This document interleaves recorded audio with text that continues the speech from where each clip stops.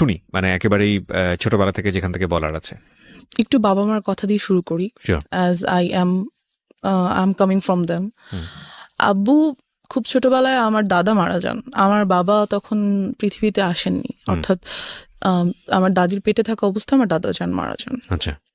তো আব্বুর জন্ম হয় মুক্তিযুদ্ধের প্রায় 6 years আগে। সো অ্যাট দ্যাট পিরিয়ড আমাদের দেশের অবস্থা আনস্টেবল ছিল, অ্যান্ড আব্বুর ফ্যামিলি যথেষ্ট গরিব ছিল বলতে গেলে, যাকে বলা যায়। সো আব্বুর বাড়ি হচ্ছে বরিশাল, অ্যান্ড সেখান থেকে উনি ঢাকায় আসেন। তখন ওনার 13 বছর বয়স যখন উনি ঢাকায় চলে আসেন, বিকজ বাড়িতে কোনো কিছুরই ফ্যাসিলিটিস ছিল না, এখনো নাই, আমরা কখনো যাই না আমাদের বাড়িতে। তো ওই সময় উনি ঢাকায় আসেন এবং একটা লাইফ লিড করার জন্য যতটুকু কাজ করার দরকার তাই সবই করেন। ইভেন দো যদি বলি ঠেলা গাড়ি পর্যন্ত তার সে ঠেলা। এই গল্পটা আপনি পরবর্তীতে শুনেছেন কার কাছে? হ্যাঁ, বাবার কাছ থেকে শুনেছি। My dad is one of my friends, best friends. Beautiful. Okay, so আসে এবং আস্তে আস্তে উনি এখানে থেকে পড়াশোনা করে। ঢাকা ভার্সিটি থেকে উনি অনার্স মাস্টার্স করেন। আফটার দ্যাট কামিল, যাকে বলে মাদ্রাসা লাইন, সেখান থেকে উনি পড়াশোনা করেন, ডাবল MA যাকে বলে। তো উনি ওটা থেকে উনি বেশ ভালো একটা জব পায়, অ্যান্ড গুড স্যালারি। এই গেল বাবা। আম্মুদের ফ্যামিলিও খুব যে রিচ ছিল তা না, but they were quite good. আম্মু ঢাকায় চলে আসে খুব ছোট বয়সে, ওয়েন অনার্সে এসে ঢাকায় ভর্তি হয়। এখান থেকে উনিও ঢাকা ভার্সিটি থেকে অনার্স মাস্টার্স করেন, অ্যান্ড দেন LLB করেন, অ্যাডভোকেটশিপ নেন। So both of them, as you can see, both of them are educated, so they are busy. An educated person can't sit at home, never. আমার মনে হয় বাবা মাকে দেখে। তো অফিস, আর আমি হওয়ার পর থেকে আমার খালামুনির কাছে থাকি। You were the first child? Yeah, I'm the first child. Okay. আমার পর আমার একটা ছোট বোন আছে। Age gap 8-9। তো আম্মু আমাকে, আমার খালামুনির বাসা ছিল তখন আমাদের বাসা থেকে বেশ দূরে আর কি, অনেকটুকু দূরে। সেখানে আমাকে রেখে আম্মু অফিসে যেত, বিকজ কোনো অপশনস ছিল না। আফটার দ্যাট খালামুনিরও বিয়ে হয়ে যায়, জব হয়ে যায়, সো আমি একাই হয়ে যাই বাসায়। কোন বয়সের কথা বলছেন বা কোন ক্লাসে পড়েন তখন? নার্সারিতে পড়েন। মানে আপনি রিয়েলাইজ করতেন বিষয়গুলো? অফকোর্স, আমি এখনো সবকিছু স্পষ্ট মনে করতে পারি, everything, because I felt all of those things happen with me anyways. তো আম্মু আমাকে বাসায় একাই রেখে চলে যেতেন। আমরা যে বিল্ডিংটাতে তখন থাকতাম, ভাড়া থাকতাম, ওখানে 7 তলা বিল্ডিং এর অনেক বাচ্চা কাছে ছিল, যা হয় সবার সাথে খেলাধুলা করতাম। আর মেইনলি আমি ছেলেদের সাথে বেশি খেলাধুলা করতাম ছোট থেকে। আমার কাছে হাড়ি পাতিল খেলা তেমন বেশি পছন্দের ছিল না, বরং ফুটবল ক্রিকেট বেশি পছন্দের ছিল। অনেক কাটাছেড়া করতাম। যেহেতু আম্মু নেই, বারণ করার কেউ নেই, আমি আমার মতো। তো সেই থেকে দেখা যায় আমি একা, সবাই তো জানে সেটা, আমি বাসায় একা। এখানে একটা ট্র্যাজেডি বলি, সেটা হচ্ছে আমার যে বড় খালামণি, তার ছোট মেয়ে, she is also now very happy, but at that moment she had lots of relationships and she used to talk about all this. কোথাও গেলে, কারোর সাথে দেখা করতে গেলে আমাকে নিয়ে যেত। So I used to আমি মাত্র নার্সারিতে পড়তাম, এগুলো নিশ্চয়ই এত কিছু বোঝার মতো মেন্টালিটি হয়নি। She had lots of relationship, মানে একদিন এক ছেলের সঙ্গে দেখা করতে যেত, রাইট? দেখা করতে যেত, এবং আমাকে স্কুল থেকে যখন উনি নিয়ে আসতেন বাসায়, তখন দেখা করতে যেতেন। আর আমি দেখতাম কথা বলছে, দেখা করছে, কেন অপোজিট অ্যাট্রাক্টস, উইচ ওয়াজ এই থটটা আমি আস্তে আস্তে বুঝতে পারতে শুরু করলাম at the age of 7 or 6 or 7। যেটা তো কখনই পসিবল না একটা বাচ্চার ক্ষেত্রে, বিকজ আমি ছিলাম ওখানটাতে। যাই হোক, কিছুদিন পর বড় খালামুনিরা বাসা চেঞ্জ করে অন্য কোথাও বাসা নিয়ে নিল। এবার যেটা হলো, আমাদের বিল্ডিং এর নিচ তলায় একটা ভাড়া থাকতো একটা মেয়ে। আমাদের বাসা যেহেতু খালি থাকতো অলওয়েজ, ওর বয়ফ্রেন্ডকে আমাদের বাসায় নিয়ে আসতো। এটা আপনার ফ্যামিলি মেম্বাররা জানতো? না, জানতো না, কেউ জানতো না। নিয়ে আসতো বলতে কি, মানে আপনি যখন ফ্রি থাকতেন তখন আসতো? আমি ফ্রি বলতে ওর বয়ফ্রেন্ডকে নিয়ে আমাদের বাসায় আসতো কথা বলার জন্য আর সামথিং। তো আমাদের বাসায় 2টো রুম ছিল, ভাড়া যেহেতু ছিলাম 2টো রুম ছিল। সামনে ড্রয়িং রুম, মাঝখানে একটা ছোট ডাইনিং, আর ভিতরে একটা বেডরুম। তো ওই বেডরুমটাতে ও বয়ফ্রেন্ডকে নিয়ে থাকতো। আর ওটার যেটা মেইন প্রবলেম, সেটা হচ্ছে লাগানো যায় না দরজাটা। তো I use to see whatever they use to do, and mention করেই দেই, they use to have physical relationships over there, and আমি দেখতাম না। দেখতাম, ফিল করতাম লাইক কেন হচ্ছে এটা, বোঝার চেষ্টা করতাম, বা ইটস সামথিং। কিন্তু আপনি কি ওটা আপনার ফ্যামিলি মেম্বারকে নোট করতেন কখনো যে তোমরা না, যখন বাসায় থাকো না নোট তখন? করতে পারিনি, এটারও একটা রিজন আছে। হুম। তো ওয়ান ডে আমি ওর আম্মুকে বলি ব্যাপারটা, ওকে। আপুর আম্মুকে, যে আন্টি একটা ভাইয়াকে নিয়ে প্রায় আপু আমাদের বাসায় আসে। আন্টি আপুকে অবশ্যই বকা দেয়, অ্যান্ড আফটার দ্যাট ডে আপু আমাকে টর্চার করে, খুব মারে। যখন আম্মু অফিসে চলে যায় আপু এসে আমাকে খুবই মারে। আমি একটা জিনিস বুঝতে পারছি না যে আপনার বাবা মা যখন বাসায় থাকছে না তখন আপনাকে গাইডেন্স দিচ্ছে কে? কেউ না, লাইক আমি একাই স্কুল থেকে বুয়া নিয়ে বাসায় রেখে চলে যেত, হ্যাঁ। খাবার রেডি করা থাকতো, আমি খেতাম, ঘুমিয়ে থাকতাম, হোমওয়ার্ক করতাম, সন্ধ্যায় তো আম্মু চলেই আসতো। আপনাকে স্কুল থেকে পিক অ্যান্ড ড্রপ করতো কে? বুয়া, একটা বুয়া ছিল, বাসায় যে বাসার কাজকর্ম করতো। আর আপনার বাসায় আপনি যখন একা থাকতেন তখন আপনার বাসার আশেপাশের লোকজনের ইজি এন্ট্রান্স ছিল? ইয়া, কোয়াইট আমার কাছে মানে অ্যাবসার্ড মনে হচ্ছে। মনে হচ্ছে না? তাই তো। কারণ একটা যাই হোক। বাসায় একটা মেয়েকে রেখে এসেছি আমি, আশেপাশের লোকজন ঢুকছে বাসায়। Yeah, এবং- that's one of the faults which my mom and dad did. তারা, এটা একটা ভুল যেটা তারা আপনি কখনো করেছে। এগুলো নোটিস করতেন না বাবা মাকে যে আজকে অমুক এসেছিল বাসায় বা এমুক আসছে? করতাম, কিন্তু আপুর ব্যাপারটা করিনি তখনও। বলতাম, সবই বলতাম। আর আসলে আব্বু আম্মু এত বিজি ছিল, এতটা বেশি বিজি ছিল, বিকজ ইউনো যেখানে আম্মুর গাইডেন্সটা কম থাকে সেখানে আম্মুর সাথে বন্ধুত্ব হয় না। আর যখন বাচ্চাদের বাবা মার সাথে বন্ধুত্ব না হয় তখন তারা শেয়ার করতে পারে না কোনো কিছু। মাই হাম্বল রিকোয়েস্ট ইজ, আজকের এই স্টোরিটা সবাই আমাদের সোশ্যাল কন্টেস্ট এবং পারিবারিক অবস্থা থেকে চিন্তা করবেন যে আমাদের একটা শিশুর বড় হওয়ার জন্যে আমরা যতটা না খেলার মাঠ নিয়ে চিন্তা করি, ঘরের ভেতরের পরিবেশ নিয়ে কি আমরা অতটা চিন্তা করি? এটা খুব খুব খুব important. It's a very serious issue, এবং আমার মনে হয় আজকে ওই জায়গাগুলোকে আমাদের সবার নক করা উচিত। বিকজ ওর লাইফে যেটা ঘটেছে সেটা আরেকজনের লাইফে ঘটুক, আমরা এটা চাই না। It's a social learning, it's a family learning. Okay, এবং আমি ওকে স্যালুট জানাই যে ও নিজেকে এক্সপোজ করে অন্তত আরও 10টা ফ্যামিলিকে সতর্ক করার জন্য এখানে এসছে। জি, তারপর কি হলো? আপনাকে খুব মারলো? হ্যাঁ, খুব মারলো। আমি ভাবলাম আম্মুকে বলবোই যে আপু আমাকে এত মারছে, অ্যান্ড শি টোল্ড মি যে আমি এটা কাউকে বলতে পারবো না, যদি বলি সে আমাকে মেরেই ফেলবে, as I was a child. আর আম্মুকে আমি বললাম ব্যাপারটা, যে আম্মু আপু তো একটা ভাইয়াকে নিয়ে মাঝে মাঝে বাসায় আসে। আম্মু জিজ্ঞেস করলে সে কি করে, কেন আসে, তুমি আসতে দাও কেন, গেট লাগিয়ে রাখো না কেন, ঢুকতে দাও কেন? বললো আপু আমাকে খুব মারে, বকা দেয়, না ঢুকতে দিলে খুব রাগ করে। তো আম্মু এই ব্যাপারটা নিয়ে ওনাদের সাথে কথা বললো, ওই আপুর ফ্যামিলির সাথে। বলার পর যেটা হলো যে তুমুল ঝগড়া দুই ফ্যামিলির মধ্যে। ওরা কি খুব পাশাপাশি ছিল আপনাদের? হ্যাঁ, আমরা ছিলাম 4 তলায়, ওরা ছিল নিচতলায়। আচ্ছা। এই তো খুবই ঝগড়া লাগলো। পরবর্তীতে যে আমাদের বাড়িওয়ালা, উনি আমাদেরকেই বের হয়ে যেতে বললো, যেখানে বের হওয়ার কথা ওদের, অ্যাজ ফল্টটা ওদের ছিল, আমার না, বাট আমাদেরকে বের হয়ে যেতে বললো। সো আমরা সামহাও প্রবলেমটা সলভ হলো, ইস্যুটা ঠান্ডা হলো, আপুটার আমাদের বাসায় আসে না। ওকে।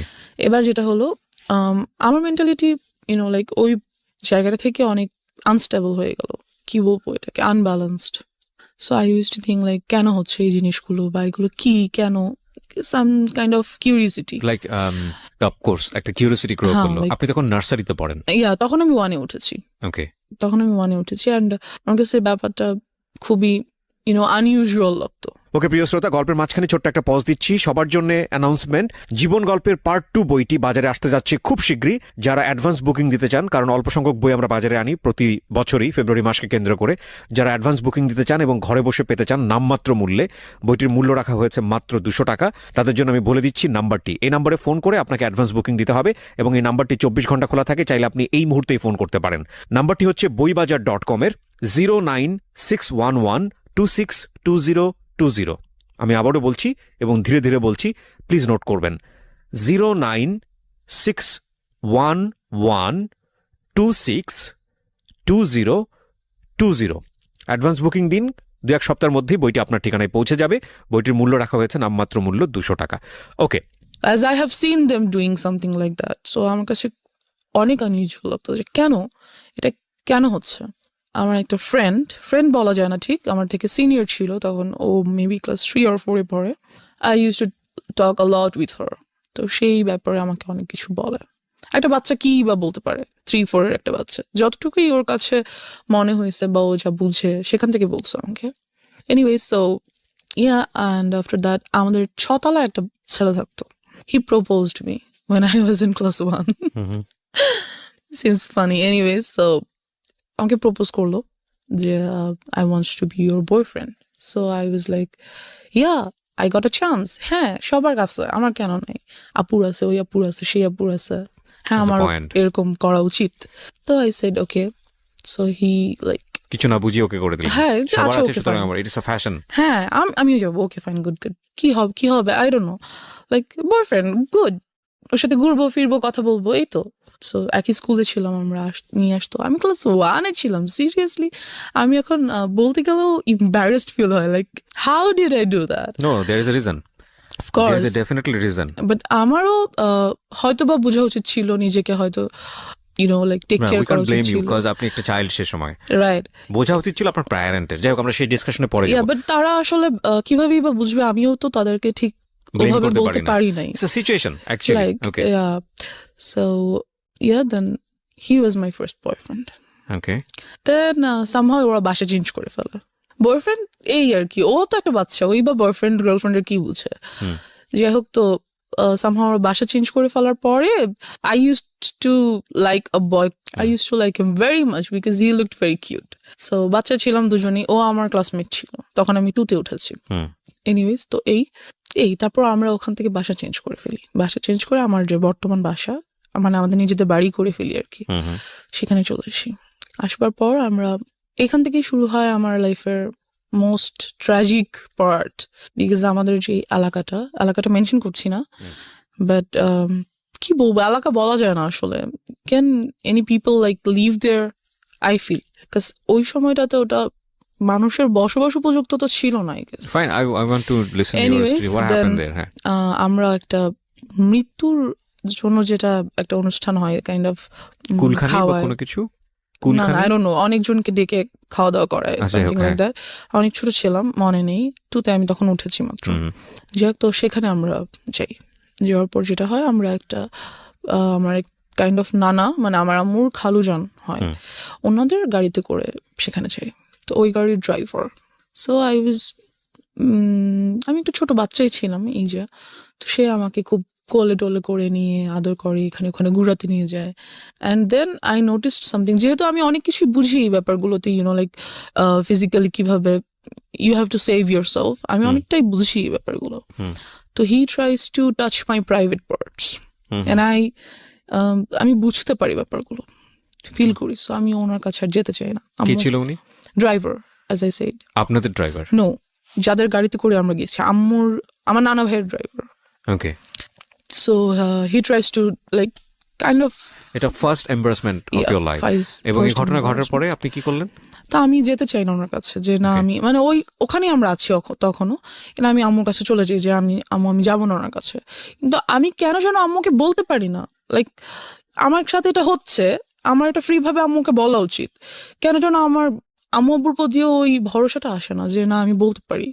I don't no Y, but আমি বলতে পারি না।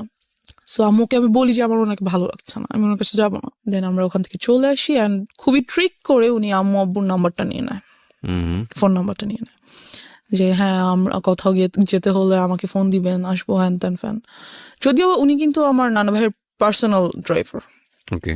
সো বলে যে হ্যাঁ প্লিজ যাবো হ্যান ত্যান ফ্যান। তারপর আমার নাম্বারটা দিয়ে দেয়, এবং আরো 2বার আমরা 2টো জায়গায় যাই, এবং ওনাকে সাথে করে নিয়ে যাওয়া হয়। আচ্ছা। সো এই হচ্ছে আমার first harassment or something like that.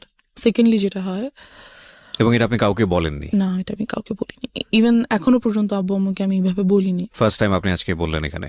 আমি যাই বলছি কাইন্ড অফ ফার্স্ট টাইমই, কাউকে বলিনি। This is very unlucky for us, cause আমাদের সোসাইটিতে, আমাদের পরিবারে চাইল্ড সেক্সুয়াল অ্যাবিউজ, এটার যে রেট, এটা খুবই অ্যালার্মিং। আপনারা পত্রপত্রিকায় পড়েন এইসব ঘটনা, খুব এক্সট্রিম লেভেলে যখন চলে গিয়ে একটা বড় ধরনের ক্ষতি হয়ে যায়, তখন সেটা পত্রপত্রিকায় বা সংবাদ টেলিভিশন জায়গাগুলোতে চলে আসে। কারণ বিহাইন্ড দ্য সিন এইগুলো যে কতদিন ধরে এই একটা মেয়ে বা একটা শিশু বা একটা নারী কিভাবে নির্যাতনের শিকার হয়, কিভাবে তাদের মেন্টালি তাদেরকে মানে ভয়ঙ্কর রকমভাবে ড্যামেজ করে ফেলা হয়, আমি জানি না।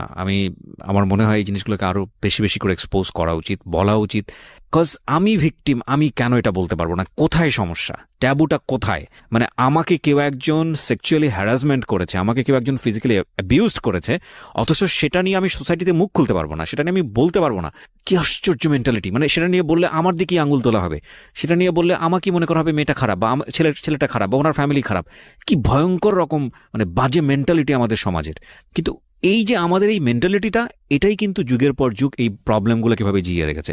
আজকে যদি পরিবারের কাছে এই মেয়েটা এতটা বেশি সাবলীল হতো, আজকে যদি ওর বলার ক্ষমতা তৈরি হতো, ওকে যদি এনভায়রনমেন্টটা দেওয়া হতো, তাহলে ওর শৈশবটা হয়তো বা এরকম হতে পারতো না। কজ ও বলেছে একটু আগে যে this is the number one. আরও কি যে অপেক্ষা করছে আপনাদের জন্য, আপনারা একটু শুনুন, তাহলে বুঝতে পারবেন। জি বলুন তারপর। তারপর যেটা হয়, তো ওই ড্রাইভারের সাথে আমাদের আর দেখা হয় না। Anyways he is vanished somehow. So after that আমার চাচাতো ভাই আমাদের বাসায় থাকতে আসে for some reason. Somehow maybe আমাকে লাইক করতো আর সামথিং। তখন আমি ক্লাস 3-তে উঠেছি। তো ও কত বড় হবে, মেবি 9-10-এ পড়ে, এরকম হবে। আপনি তখন ক্লাস 1-এ? 3-তে পড়ি। 3-তে। বাসায় একদিন হঠাৎ স্কুল থেকে এসে দেখি ও বাসায়। ওই টাইমে যেটা হয়, আমাদের বাসায় একটা পার্মানেন্ট কাজের মেয়ে রাখা হয়। তো মেয়েটা নিজেই যথেষ্ট নাইস্টি পার্সন। এনিওয়ে, সো চাচাতো ভাই থাকতে আসে আমাদের বাসায়। তো একদিন আমাদের সবার রুম আলাদা, জর্জার রুম। আমাদের বাসায় 5টা বেডরুম, অ্যান্ড জর্জার বেডরুম 4টার। বাট আমি তখন কার সাথে, কাজের মেয়েটা আমার সাথে ঘুমায়, মানে আমার রুমে ঘুমায়। তো আমি একদিন ঘুমিয়ে আছি, ঘুম থেকে ঘুমের মধ্যে আর কি হঠাৎ ফিল করি that someone is like embarrassed, had embraced me, something like that. তো আমি ঘুম ভেঙে যায়, পিছনে ফিরে দেখি যে আমার ভাইয়া। তো আই ওয়াজ লাইক, চিল্লাবো না, কান্না করবো না, কি করবো কিছু বুঝতেই পারি না। দেন আই ওয়াজ লাইক, ভাইয়া এখানে কি করো, হ্যান ত্যান। আমি উঠে বসে যাই। বসে যাওয়ার পরে তো বুঝতে পারে যে কাজের মেয়েটা নিচে ঘুমাচ্ছে। তো বুঝতে পারে যে আমি যদি এখন কিছু বলি তাহলে কাজের মেয়েটা উঠে যাবে, আম্মু আব্বু চলে আসবে, অ্যান্ড যাই হোক, তো ওদিনও চলে যায়। সামহাউ ওদিন চলে যায়। পরের দিন শুক্রবার দিন সবাই বাসায় ছিল। What was his response? আপনি তো ওকে জিজ্ঞেস করলেন যে তুমি এখানে কি হ্যাঁ, করো? তুমি এখানে কি করো? এমনি আসছি, নাথিং, লাইক চলে যায়, উঠে চলে যায়। পরের দিন শুক্রবার দিন সবাই বাসায় ছিল। তো আমরা ছাদে গিয়েছি। আমাদের ছাদটা খুব সুন্দর, গাছ লাগানো চারিদিকে, বসার মতো স্পেস আছে, টেবিল আছে, যাই হোক। তো ওখানে আম্মু চা করে নিয়ে গেছে, সবাই চা খাচ্ছে, ভাইয়াও গিয়েছে উপরে। ছাদটা 2টো ছাদ, একটা হচ্ছে চিলে কোঠার একটা ছাদ আছে, আর মেইন ছাদটা নিচে। তো আমি আর আমার কাজের মেয়েটা চিলে কোঠার ছাদে উঠেছি। আমার বেস্ট ফ্রেন্ড সবসময় ছিল কাজের মেয়েরা। যারাই কাজের মেয়েরা আসতো তারাই আমার বেস্ট ফ্রেন্ড, বিকজ কেউ তো সাথে থাকে না, ওরাই সাথে থাকে। তো ওকে নিয়ে আমি ছাদে বসে আছি। তো ভাইয়া উপরে উঠছে, উঠে আমার কাঁধে হাত রেখে বলল, পড়াশোনা কেমন চলে, হ্যান ত্যান। বললাম হ্যাঁ ভালো। বলতেছে কোনো ম্যাথে প্রবলেম হলে আমাকে দেখাও, ইত্যাদি ইত্যাদি কথা বলতেছে। And he tried the same thing that I faced with that driver. He was trying to touch some of my private parts. তো কাজের মেয়েটা এটা বুঝতে পারে, বিকজ আমার থেকে বেশ বড়। তো আমাকে বলে, আপু চলে নিচে চলে যাই। তো আমিও ফিল করছিলাম, সো আই ওয়াজ লাইক হ্যাঁ নিচে চলে, বাট ভাইয়া আমাকে যেতে দিচ্ছে না। সো না থাকো, এখানে কত সুন্দর লাগছে, পরিবেশটা ভালো লাগছে, যেতে দিচ্ছে না। এই গেল সামহাউ। তো আমি চলে আসি নিচে, কিছুক্ষণ বাদে চলে আসি। তাই আম্মুকে বলি ব্যাপারটা, যে আম্মু ভাইয়া আমার সাথে, আমি আম্মুকে ডাইরেক্টলি বলি যে আম্মু ভাইয়া আমার প্রাইভেট পার্স টাচ করার চেষ্টা করে। এটা বলার পর আমার চাচার সাথে আর কি আব্বুর তুমুল ঝগড়া হয়। ও তার মানে আলটিমেটলি আমি একবার বলে ফেলি, হ্যাঁ একবার বলি আম্মুকে, অ্যান্ড আম্মু আব্বুকে বলে, দেন তো ওদের সাথে খুবই ঝগড়া হয়। আর ওই ভাইয়াকে আমাদের বাসায় আসতে মানা করে দেয়। এখন ব্যাপার হচ্ছে, আব্বু আম্মুই বা কি করবে, এতবার, এতজন, এত মানুষ, কয়জনকে বাসায় আসতে মানা করবে, কয়জনকে ধরে রাখবে, দরজা কি সবসময় বন্ধ রাখবে বাসার? এটা তো সম্ভব না। যাই হোক, সামহাউ ওটা চলে যায়। আমি তখনও ক্লাস 3-তে, এবং আম্মু আমার জন্য একটা টিচার রাখে। আমার বাসায় কখনো টিচার ছিল না, আম্মুই পড়াতো। বাট তখন দেখা যায় যে আম্মু তখন অ্যাডভোকেটশিপটা ছেড়ে দেয়, ছেড়ে দিয়ে আম্মু একটা গভর্নমেন্ট জব নেয়। এতে করে যেটা হয় যে আম্মু খুবই বিজি হয়ে যায়। ওখানে তো অ্যাডভোকেটশিপে হচ্ছে কেস পাবো, যাবো, এরকম কিছু পাবো না, বাসায় আছি। বাট একটা জব ইজ 9 to 5 ডিউটি। আর আম্মুর যেই অফিসটা পড়ে যায় অনেক দূরে, সেখানে যেতেই প্রায় 1.5-2 ঘন্টার মতো লাগে। সো আমাকে একেবারেই টাইম দিতে পারে না। বাট তখন যেটা হয়, আমার খালামণিকে তারা আমাদের বাসায় নিয়ে আসে, খালামণি আর তার হাজব্যান্ডকে। অ্যান্ড আমার সেফটির জন্য আব্বু আম্মু তাদেরকে একটা ফ্ল্যাট গিফট করে দেয় আমাদের বাসায়, ওকে, যে যাতে আমার ছেলে মেয়েরা সেফ থাকে, এই জন্য। তো খালামণিও জব করে, মেইন প্রবলেম এখানেই। তো দেখা যায় সেটা আসলে কি বলবো, সবসময় সবাই সবকিছু বুঝে না, ইউনো। অনেক সময় আমরা অনেক কিছু দেখেও দেখতে পারি না, ব্যাপারটা এরকম। প্রিয় শ্রোতা, জীবন গল্পের এখন পর্যন্ত সেরা কয়েকটি গল্প এবং রেডিওতে অপ্রকাশিত একটি গল্প, একটি বিশেষ গল্প নিয়ে এবারের বই প্রকাশ হতে যাচ্ছে জীবন গল্প পার্ট 2। যারা এই বইটি ঘরে বসেই সংগ্রহ করতে চান, কারণ অল্প সংখ্যক বই বাজারে আনা হয় প্রতি বছরই ফেব্রুয়ারি মেলাকে কেন্দ্র করে, বইমেলাকে কেন্দ্র করে, তারা ফোন দেবেন এই নাম্বারে। নাম্বারটি হচ্ছে boibajar.com-এর এবং নাম্বারটি হচ্ছে 09611262020। আমি আবারও বলছি 09611262020। এই নাম্বারটিতে ফোন দিন। বইয়ের মূল্য রাখা হয়েছে সর্বসাকুল্যে 200 টাকা মাত্র। ওকে, যেখানটায় আমরা ছিলাম। যাই হোক, তো খালামণি থাকে, তো আমার জন্য একটা টিচার রাখা হয়। টিচারটাকে বলা হয় যে তুমি সন্ধ্যায় আসবো, কারণ আমি সন্ধ্যা বাসে আসবো। আম্মু বলে যে আমি সন্ধ্যায় আসবো আর তুমিও সন্ধ্যায় আসবো। Your mom is lawyer. Yeah That time উনি কি প্র্যাকটিসে ছিল? না, উনি তখন প্র্যাকটিস ছেড়েছে, মাত্র নিউ ছেড়ে একটা গভর্নমেন্ট জবে ঢুকলো। ওকে, তো ওনাকে বললো যে সন্ধ্যার পর আসতে, যেহেতু সন্ধ্যার পর আমার অফিস থেকে আসবে। এই তো আমাদেরকে আমার রুমে বসে পড়তে নিষেধ করে দেওয়া হলো। যেটা করা হলো যে ড্রয়িং রুমে বসে পড়বে, ওকে, যাতে আমি দেখতে পারি তোমাদেরকে। যাই হোক, তো আম্মু ড্রয়িং রুমে বরাবরই ডাইনিং রুমে বসে আম্মু অফিসের কাজ করতো ল্যাপটপে, আর আমি স্যারের কাছে পড়তাম। তা অনেক সময় দেখা যায় সব সময় কি আর সন্ধ্যার পর আম্মু চলে আসতে পারে, রাস্তায় জ্যাম থাকে, অফিসে কাজ থাকে, অনেক কিছুই। সো ইয়া, এরকমই মাঝে মাঝে হতো। অ্যান্ড আমার স্যারকে খুব ভালো লাগতো, কারণ স্যার আমাকে খুব আদর করতো, খুব সুন্দর করে বুঝাতো, একটা টিচারকে যেভাবে ভালো লাগা উচিত। That's it. তো স্যার যেটা করে যে আমাকে অলওয়েজ স্কুলে নিয়ে পড়ায়। ওয়াই? স্যার বলতে কি, হোম টিউটর আমরা কেমন রাখি একটা বাচ্চার জন্য, অনার্সে পড়ুয়া কোনো ছেলে বা মেয়ে এরকম। তো সে আমাকে অলওয়েজ স্কুলে নিয়ে বসিয়ে পড়াতো। ছোট থেকে আমি খুব হেলদি ছিলাম, so he used to do the same things. তো ফার্স্ট ডেতেই তো আপনার বুঝে যাওয়া উচিত ছিল যে এটা তো আসলে ফার্স্ট ডেতে তো উনি এরকম করেনি। ওকে, আফটার 6 or 7 months আমাকে পড়াতে একটা টাইমে এসে এরকম দেন যেটা হলো যে উনি বুঝতে পারলো যে আমি এটা পছন্দ করছি না, এবং এই ব্যাপারটার পর আমি ওনার কাছে যে আর পড়ি না, ওকে, ওনার কাছে যেতে যাচ্ছি না। তো উনি করলো কি, নানান কথা আমাকে বলে, like love and relationship and কোন ক্লাসে তখন আপনি? ক্লাস 3-তে। ক্লাস 3-তে only, and I just can't understand একটা টিচার অনার্সে পড়ে সে কিভাবে ভাবে যে আমি একটা ক্লাস 3 এর বাচ্চাকে রিলেশনশিপ এর ব্যাপারে বলি। I don't know. তো and he said I want to be your boyfriend. একটা teacher, and I was like আমি আম্মুকে বলে দিব। তো বলতেছে বলো, তোমার আম্মু কখনোই বিলিভ করবে না। and he was right, আমি আম্মুকে বললাম আর আম্মু এটা বিলিভ করলো না। কাজ যে টিচারটা ছিল উনি আব্বু আম্মুর খুবই পরিচিত একজনের ছেলে ছিল, বেশ ঘনিষ্ঠ একজনের ছেলে। তো আম্মু এটা কেন বিলিভ করলো না? তারা কি বলতে চাইলো আপনাকে? বললো যে, আমি বললাম যে আম্মু স্যার আমাকে বলে স্যার যাতে আমার বয়ফ্রেন্ড হয়ে যায়। তো আমি বললাম আর তোমার সাথে মজা করেছে, something like that. Note this kind of thing please. সাথে মজা করেছে, এটা কিছু না। তুমি স্যার কি এমনিতে তোমাকে কোনো কারণ, লাইক আম্মু asked something personal, so I said আমি ওই ব্যাপারে আর কিছু বলতে পারি না। I don't know why, আমি সবসময় এখানটাতে যে আটকে যাই, আম্মুকে বলতে পারি না কেন জানি। আচ্ছা, আপনি আমাকে একটু বলেন যে আগের যে দুটো ঘটনা আপনি আপনার ফ্যামিলিকে জানিয়েছিলেন, তারা কি আপনাকে কোনোভাবে ব্লেম করেছিল? না, করেনি। বা ওরা সেটাকে ওভারকাম করার চেষ্টা করেছে, যেমন ভাইয়াকে বাসায় আসতে মানা করে দিল। এর আগে যে কাহিনীটা বললাম সেটা তো ডেফিনেটলি তারা করেছে, আপনি এটা বলেছেন, কিন্তু থাকে না অনেক সময় আপনাকে দোষ দিয়ে দেওয়া, মেয়েদেরকে দোষ দিয়ে দেওয়া, এটা করেনি। আমার আম্মু এডুকেটেড পারসন, তারা বুঝতে পারে ব্যাপারগুলো। আচ্ছা ফাইন, তো আপনাকে কোনোভাবে কি বুঝিয়েছিল যে দেখো কোনটা গুড টাচ কোনটা ব্যাড টাচ, এবং এরকম হলে তোমার কি করতে হবে? এটা আমাকে বুঝায়নি। কারণ হচ্ছে আপনি নিজেও কি কোনো গ্লুমি সেন্সে ছিলেন যে আসলে কি হচ্ছে, কেনই বা এরকম হচ্ছে? আমি অফ কোর্স ছিলাম। I was very confused because ওই পর্যন্ত আমি জানতাম না, যদি আমি সরাসরি বলি সেক্সুয়ালিটি কি, আমি জানতাম না। I didn't new, so I had to face them. So আপনাকে আপনার ফ্যামিলি মেম্বাররা ক্লিয়ার করেনি যে মা আসলে এই জিনিসটা এরা ট্রাই করছে, that is actually bad thing, so you have to be aware of? এটা কখনো বলেনি। সো আপনি নিজে থেকে একটা ধোঁয়াশার মধ্যে ছিলেন। আপনার কোয়ারি হতো না, বাবা মাকে জিজ্ঞেস করতেন না যে মা আসলে সবাই কেন এরকম করছে? হতো, বাট আমি কেমন করে মানে আমি কেন যেন আনকমফোর্টেবল ফিল করতাম ওই ব্যাপারটাতে জিজ্ঞেস করতে। লাইক আমার ভালো লাগতো না, বা আমি চেতাম না, বা চাইলেও পারতাম না, এরকম কিছু। তো যাই হোক, তো স্যারকে বলা হলো। তো স্যার আমাকে 1.5 year পড়াইছে। দ্যাট টাইম যখন 1 year কাছাকাছি প্রায়, তো he gave me a love letter.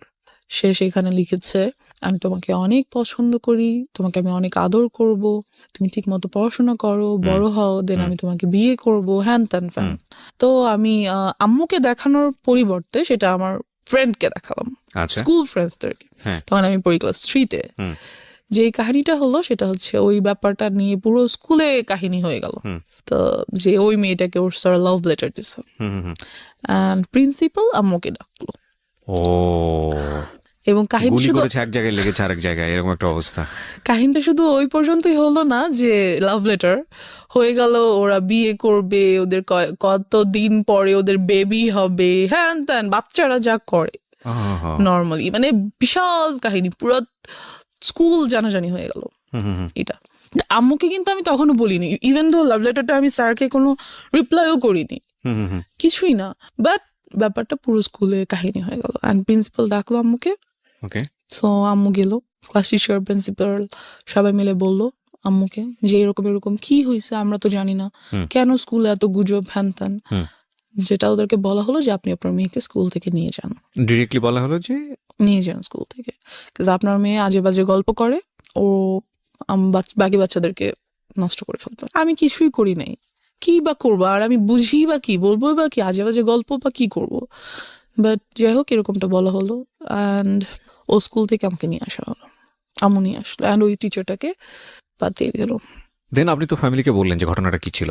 আমাকে লেটারটা দেখালাম, আচ্ছা তারপর দ্যাটস ইট। তো লেটারটা দেখে আম্মু আমাকে কিছুই বললো না, আর কিছু জিজ্ঞেস করেন? নাথিং, সে জাস্ট টিচারটাকে বাদ দিয়ে দিল, দিয়ে ইট ওয়াজ আ ওয়ান কাইন্ড অফ, আমি জানি না বাবা মায়ের ক্ষেত্রে আমি কি ওয়ার্ডটা ইউজ করবো, because they are just gifted from Allah. But see, আপনি যখন যেদিন প্রথম দিন বলেছিলেন আপনার মাকে যে he wants to love me, ওই সময় যদি সে বিশ্বাস করে স্টেপটা নিয়ে নিত, তাহলে কিন্তু ভালো হতো আজকে না? এই রকম একটা ডিজাস্টার হতো না আপনার লাইফে। সি, এটা কত বড় হচ্ছে। ও কিন্তু আপনারা একটা জিনিস খেয়াল করবেন ভেতরে গিয়ে, আমি বারবার ইন্টারাপ্ট করছি, ও বারবার এম্বারেস ফিল করছে ফ্রম ড্রাইভার, যে গেল ড্রাইভার, বাসায় আসলো কাজিন, আত্মীয় সম্পর্ক, সেও তাকেও বের করে দেওয়া হলো, ইভেন ইট ইজ টিচার, সেও চলে গেল। এবং কোথায় ক্ষতি হলো দেখেন, ওর স্কুল যেখানে ওর ফ্রেন্ডসরা আছে, যেখানে ওর অনেক বড় একটা বন্ডেজ তৈরি হয়েছে, সেখান থেকে ওকে কুইট করে নিয়ে আসতে হচ্ছে। তার মানে ওর এই জিনিসটা সম্পর্কে কিরকম ভয়াবহ একটা সেন্স ওর চাইল্ডহুডে গ্রো করছে। মানে আমরা কিরকম একটা সোসাইটিতে বসবাস করি। ওকে, তারপর যে স্কুলটাতে আমি ছিলাম ওটা অনেক স্বনামধন্য স্কুল ছিল, আমরা মেনশন করতে চাই টপেস্ট, না। মেনশন করছি না, অনেক সিনারি Topest, বাংলাদেশে yeah. এরকম behind so under the scene যার এরকম। কারণে হ্যাঁ, ওখান থেকে এসে আমার এলাকার একটা স্কুলে ভর্তি হতে হলো। ওকে, তো ওখানে ভর্তি হওয়ার পর যেটা হলো যে ওই টিচারটা যাকে আমি বাদ দিয়ে দিয়েছে, সে মাঝে মাঝে স্কুলের সামনে এসে দাঁড়িয়ে থাকে, অ্যান্ড এই ব্যাপারটাও আমি আম্মুকে বললাম, হুম, চিপস নিয়ে আসে, চকলেট নিয়ে আসে, বেলুনস নিয়ে আসে, হ্যান ত্যান। তো আম্মুকে আমি, অনার্সে পড়ুয়া, হ্যাঁ অনার্সে পড়বো, মেবি ফার্স্ট আর সেকেন্ড ইয়ারে পরে এরকম কিছু হবে, যাই ওকে, হোক। তো নিয়ে আসে, তো আমি আম্মুকে বললাম যে আম্মু স্যার প্রতিদিন এসে দাঁড়িয়ে থাকে, আমাকে নিয়ে যেতে চায়, বাসায় পিছন পিছন আসে, বেলুন দেয়, চিপস চকলেট দেয়, হ্যান ত্যান। তো আম্মু করলো কি, আমাকে আনা নেওয়া করার জন্য একটা বুয়া রেখে দিল 1,000 টাকা বেতন দিয়ে, ওকে, যাতে অ্যাটলিস্ট ওই লোকটা না দাঁড়িয়ে থাকতো। এবার যে টিচারটা রাখলো, ওর বাবা মা অনেক নিম্নমানের আর কি, খুব গরিব, তারা স্লামে থাকে। ওর বড় আপুর বিয়ে হয়ে গেছে, সেখানে একটা বেবি আছে, হাজবেন্ড ছেড়ে দিচ্ছে, লাইক ওদের ফ্যামিলিতে খুব ট্র্যাজেডি। হুম হুম, বাট ওই ছেলেটা খুবই ব্রিলিয়েন্ট, অলওয়েজ স্কলারশিপে পড়াশোনা করছে, এখন Okay. অনার্সে যে উঠছে সেটাতেও উনি ফ্রি পড়াশোনা পড়াশোনা করছে, করছে, হুম, ইংলিশের teacher. Okay, and as you can see I am quite good at English. বলবো just because of him, no, not like that. Not He like teaches that. you. Yeah, he teached me. He teached good, but one more tragedy over here. যাই হোক, তো উনি এরকম কিছুই ছিলেন না, হুম, বরং খুবই রাগী, বদমেজাজি হুম, অ্যান্ড টর্চারেবল টিচার ছিলেন। পড়া না করে রাখলে মারতেন, এবং প্রচুর মারতেন। কোন ক্লাসে তখন আপনি? আমি তখন ক্লাস 4-এ পড়ছি, প্রায় শেষের দিকে। ওকে, যাই হোক, তো অ্যান্ড একটা টাইমের পরে দেখা গেল যে পড়া না করার জন্য আমার সেক্সুয়ালি হ্যারাসড হতে হবে। মানে কি? What was the story? Tell me, what was the Yeah, first the day story স্টোরিটা কি is, ছিল? যেটা হলো যে আম্মু ওনাকে রাখলো, অ্যান্ড এই টিচারটাকে আর আম্মু রাতে আসতে বললো না, হুম, কারণ আম্মু ওনাকে অনেক বিলিভ করতো, অ্যাজ ওর বাবা মা আমাদের কাছ থেকে অনেক ফেভার নিত, হুম, অনেক ফেভার নিত। সো আম্মু অ্যাটলিস্ট ভাবছে যে ওর বাবা মাকে আমরা এত ফেভার করি, সেটা আমাদের প্রতি লয়াল থাকবে। হুম, বাট এরকম কিছুই হলো না। যাই হোক, তো উনি বাসায় আসতেন, অ্যান্ড আমাকে বকা দিতেন। বাসায় কেউ ছিল না। আমার ছোট বোনটা ডে শিফটে পড়ার কারণে সকালে 10টায় বের হতো, আসতে আসতে সন্ধ্যা 6টা হুম। 7টা বেজে যেত। হুম। কোচিং টোচিং করে একবার বাসায় আসতো। তো জি। দেখা গেছে যে আমি বাসায় একা। সো আমার বোনটা বুঝতে পারতো that he is trying to do something with me, and সে সেটা আম্মুকে বলতো। আই ডোন্ট নো কেন আম্মু কেয়ার করে নাই, না কেন আম্মু এটা বুঝতে পারে নাই, আমি জানি না। এনিওয়েজ, সো সে আমাকে পড়া না করার জন্য আমার প্রাইভেট পার্টে মারতো। কিভাবে এক্সপ্লেন করবো, আই ডোন্ট নো। না, you don't need to. So he used to do all the things which I didn't like at all.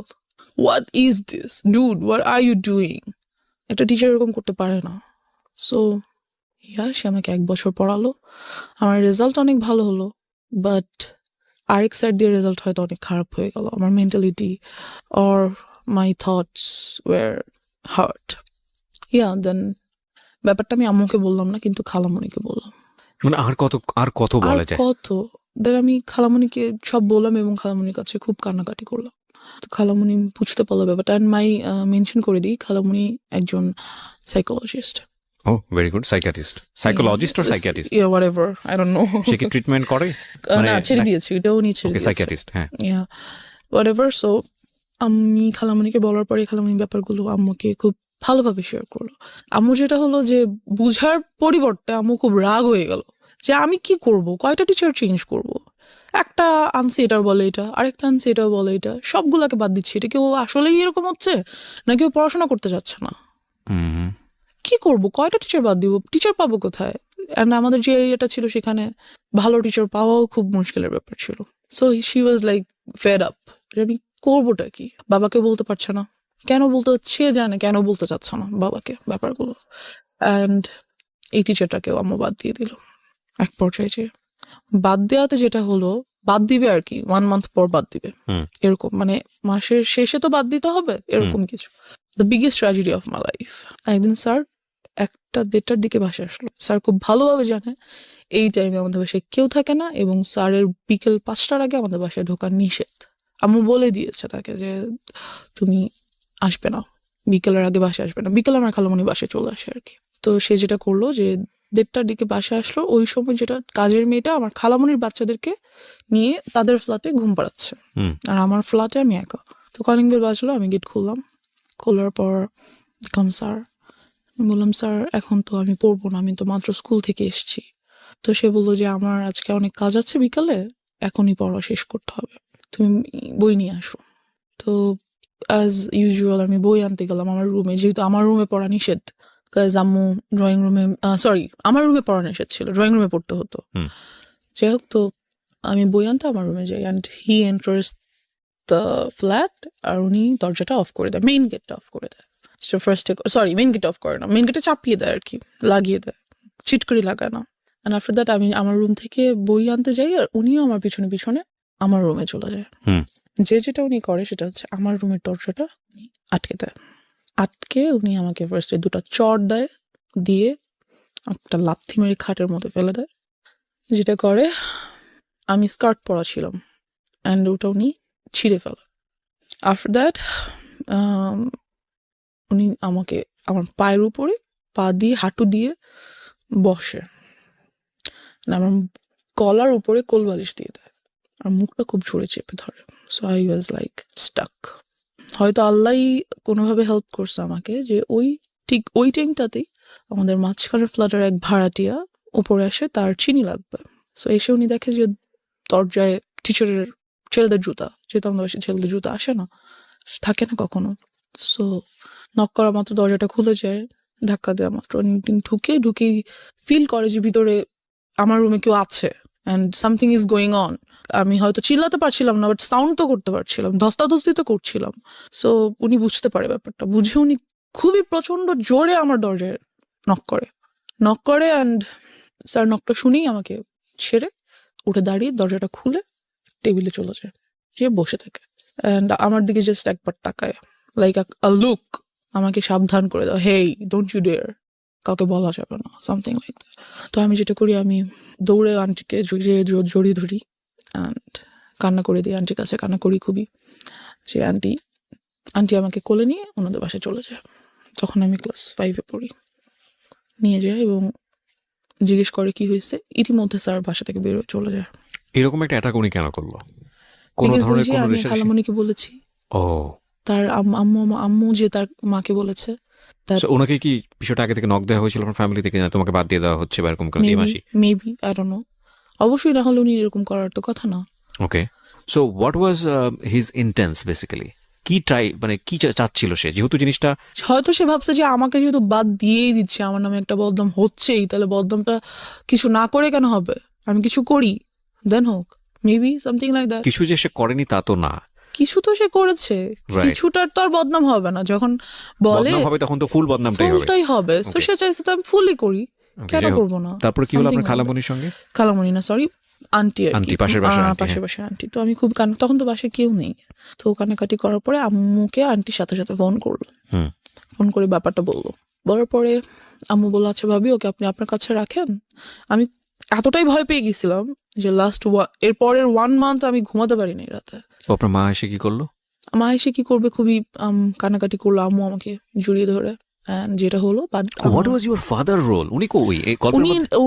উনি আসলে আব্বুকে আম্মু বলতো না, কারণ আম্মু জানে যে আব্বুকে যদি একটার কথা বলে আব্বু খুন করে ফেলবে সবাইকে, সামথিং লাইক দ্যাট। আব্বু অনেক ভালো, খুব কাম মাইন্ডেড, বাট যখন রাগ করে হি spares nobody, something like that. তো এই ব্যাপারটা আম্মু আব্বুকে বললো, কারণ বলাই লাগবে, কিছু করার নেই, এত বড় একটা ঘটনা। রাইট, সো আব্বুকে বলার পর যেটা হলো, আব্বু বললো ওকে আমি পুলিশে দিয়ে দিব, ডেফিনেটলি দেওয়া উচিত। আমি ওকে রাখবোই না, ওর একটা কিছু করতেই হবে। যেটা করলো, লোকজন নিয়ে ওই মুহূর্তেই, যখন আব্বুকে বলা হলো অফিস থেকে আসার পর, হুম। ওই মুহূর্তেই ওদের বস্তিতে চলে যাওয়া হলো, হুম। যে ওদেরকে রাখবো না, ওই পুরো বস্তি আমি চালাই দিব। আব্বু ওয়াজ লাইক ফায়ার। সো গেল, লোকজন নিয়ে গেল। এখানে যেটা হলো, বাবা তুমি যে লোকজনকে বলবা, তোমার মেন্টালিটি আর মানুষের মেন্টালিটি তো এক না। তারা, আমি পুরো এলাকায় ফেমাস হয়ে গেলাম। ওনার শাস্তি হলো, অবশ্যই হলো, কিন্তু এখান দিয়ে যে ক্ষতিটা ওনার হলো যে, শাস্তি বলতে কি ওনাকে অ্যারেস্ট করা হলো? হ্যাঁ ওনাকে অ্যারেস্ট করা হলো। আপনি যখন ক্লাস 5-এ? হ্যাঁ, পরে উনি অবশ্য জামিনে ছাড়া পেয়ে যায়। আচ্ছা, কেস ফাইল করা হয়েছিল তাহলে? হ্যাঁ, আমার নামে প্রচুর বদনাম হয়ে গেল। আমার কোনো বন্ধু বান্ধব হয় না, আমাদের বাসায় কেউ আসে না, আমার সাথে কেউ খেলে না। I was totally alone. যেটা হলো, আব্বু আম্মু আমাকে স্কুলে নিয়ে যেত, স্কুল থেকে নিয়ে আসতো, এরকম চললো কিছুদিন, হুম। লাইক 6 or 7 months এরকমটা চললো। তারপর যেটা হলো, আর কতদিন সম্ভব স্কুলে নিয়ে যাওয়া নিয়ে আসা, তাদের জন্য দুজনেই খুব বিজি পারসন। খুব টাফ। আম্মুর অফিসে লাইক শোকজ করে দিবে এমন একটা ব্যাপার, চাকরি থেকে বাদ দিয়ে দিবে এমন একটা ব্যাপার হয়ে গেছে। হুম। বিকজ সো আম্মু ভাবলো যে অনেকদিন তো হয়েছে, এখন বোধহয় সবকিছু normal, we can be back in our normal life again. তারপর যেটা হলো, আমাদের বাড়িটা তখন ছিল 3 তলা, হুম। এরপর উপরে কাজ ধরা হবে আর কি। তো খুব মিস্ত্রি টিস্ট্রি আসে বাসায়। তো আব্বু তো সভাপতি বাসায় থাকেন না, আম্মুও থাকেন না।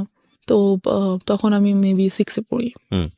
দেন আব্বুর একটা ব্যাপার কি, উনি খুব ইসলামিক মাইন্ডেড, আর উনি সবাইকে এক চোখে দেখে। মিস্ত্রিদেরকে পাশে বসে খাওয়ায়, ভাই, কাউকে কখনো তুমি তুই, নো, অলওয়েজ আপনি, respect. He is a golden soul, heaven soul. আমি কি বলবো, I just love him. Anyways, so এরকমই করতো ওই টাইমটাতে। তো মিস্ত্রি আসতো, তাদেরকে সেভাবে রেসপেক্ট করতো। কিন্তু সবাই এক হয় না, আপনার রেসপেক্টটা সবাই কিন্তু সমানভাবে নিতে পারে না, এটা সম্ভব না। তো আমাদের স্যানিটারি মিস্ত্রি, যে স্যানিটারি সাইটটা দেখতেন, ওখানকার হেড, ওই মিস্ত্রি গ্রুপটার হেড। হুম। তো উনি খুবই আসতেন বাসায়, খুবই আসতেন, আর আমাকে খুবই আদর করতেন। তো আমার ছোট বোনটা বাসায় না থাকার কারণে এগুলো থেকে ও খুব দূরে ছিল আর কি। যাই হোক, তো ও বাসায় ছিল না বলতে? ও তো যে বললাম ডে শিফটে থাকার কারণে 10টার দিকে সকালে বের ও হতো। আচ্ছা আচ্ছা, বাসায় ছিল না মনে সন্ধ্যা হচ্ছে, আসতো, যে হ্যাঁ, তখন অন্য বাইরে Yeah, স্কুলে right. ছিল। Okay. সো ওই ব্যাপারগুলো খুব একটা ফেস করতো না। তো ওই আঙ্কেলটা আসতো বাসায়, আমাকে আদর করতো, চকলেট নিয়ে আসতো, হ্যান ত্যান। একদিন যেটা হলো, রাতে উনি আসছে সাইড ভিজিটের জন্য, যে কিছু একটা প্ল্যান আছে ওনার, এটা বাবাকে বলবে। তো আমরা উপরে গিয়েছি, আম্মু আব্বু আমি, আমার ছোট বোন যায়নি, আমরা 3জন গিয়েছি। তো উনি বলতেছে ব্যাপারগুলো। তো আব্বু সামহাও কিছু কারণে নিচে গিয়েছে, তো উনি আমাকে কোলে নিয়েছে। আমি কিন্তু তখন 6-এ পড়ি প্রায়, কোলে নেওয়ার মতো না, অনেক হেলদি, বেশ বড় হয়েছি, কোলে নেওয়া যায় না। তো উনি আমাকে কোলে নিল, আমি উঠবো না, উনি আমাকে জোর করে কোলে নিয়েছে, না আসো আম্মু, হ্যান ত্যান। উনি যেটা করলো খুবই বাজেভাবে একটা কাজ করলো আমার সাথে, দ্যাট বলতে চাচ্ছি না। He did something very nasty and আমি ওই মুহূর্তে কান্না করে দিলাম। ওনার কোল থেকে লাফ দিয়ে কাইন্ড অফ আমার হাঁটুর উপর পড়ে গেলাম। অ্যান্ড আম্মু গেল, কি হয়েছে। আঙ্কেল বললো যে না কিছু হয় নাই, আমার হাতে তো ঘড়ি ছিল, ঘড়িতে বোধহয় ওর গায়ে লাগছে। আমি খুব কান্না করতেছি। আম্মু বললো কি হয়েছে, আম্মু চলো নিচে নিয়ে আসলো আমাকে। যেটা হলো ওদিন রাতে আমি আম্মুকে কিছু বললাম না, ঘুমিয়ে গেলাম। পরের দিন থেকে উনি এলাকায় নেই, ওনাকে আর পাওয়া যাচ্ছে না, বিকজ উনি বুঝতে পারছে যে আমি আম্মুকে বলবো। So, উনি আর এলাকায় নেই। তা আমি ব্যাপারটা আম্মুকে কিছুটা বললাম, কিছুটা। সো ওনাকে তো আর পাওয়াই গেল না, কি আর করার। এই সব কিছু দিয়ে চলে গেল। এই হয়ে গেল হ্যারাসমেন্টের সাইড শেষ। এবার আমার নিজের ফল্টের সাইডগুলো চলে আসছে। তো আমি 7-এ পড়ি আর এলাকার স্কুলে পড়ি, অ্যান্ড আমি খুব happy at that time. So and আমার বিরুদ্ধে যে রিউমার্সগুলো ছড়াইছিল ওগুলোও কাইন্ড অফ ভ্যানিশড। সবাই জানতো যে আমি খুব বাজে, খুব ফাজিল। আর যেহেতু আব্বু আম্মু নাই, বারণ করার কেউ নাই, ছেলেদের সাথে যে ক্রিকেট খেলতেছি, ওদের সাথে যে ফুটবল খেলতেছি, ছাদে বৃষ্টি হলে ভিজতেছি, নাচতেছি, তো এটা ছিল কাইন্ড অফ লাইক এই ধরনের মেয়েরা খুব বাজে হয়। এদের কাছে মেয়েদের সাথে এরা মিশতে পারে না, ভালো মেয়েদের সাথে এরা মেশে না। সো আমার মেয়ে বন্ধু কোনোদিনও হয়নি, কাজ যার সাথে না ওর সাথে চলা যাবে না, ও খারাপ, এমন একটা ইমেজ তৈরি হয়ে গেল আমার। সো আমার সব ছেলে বন্ধু, ওদের সাথে ওরা যা খেলে আমার তাই খেলতে হয়। সারাদিন তো বাসে বসে থাকা সম্ভব না।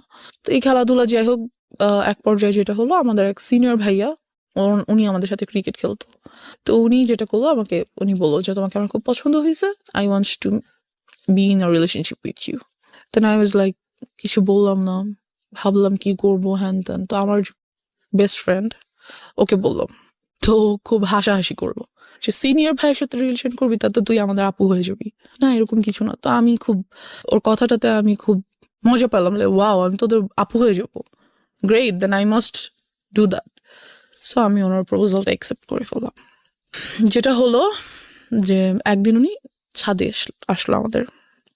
আমাদের দরজার মেইন গেট নর্মালি বন্ধ থাকে, বাট সামহাও ওই দিন আই ডোন্ট নো কিভাবে আসছে, ছাদে আসলো, এসে আমাকে আমাদের বাসার নাম্বার, আমার তখন ফোন নেই, বাসার নাম্বারে কল করলো, যেটা বাসা অলওয়েজ আম্মু রেখে যায় ফর সেফটি।